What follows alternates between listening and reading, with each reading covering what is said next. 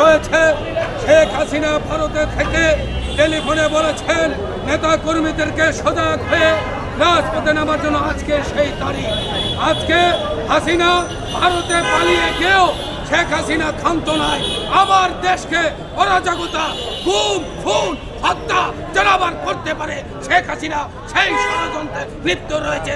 আমরা তাদের যে নির্দেশে বাংলাদেশের লক্ষ কোটি জনতা রাজপথে আছি। 17 বছর আন্দোলন সংগ্রাম করেছি, আবার সংগ্রাম হবে। এই আওয়ামী লীগ সরকারের বিদায় না করা পর্যন্ত তাদেরকে আপনারা জেনেছেন ছাত্র জনতাকে হত্যা করেছে।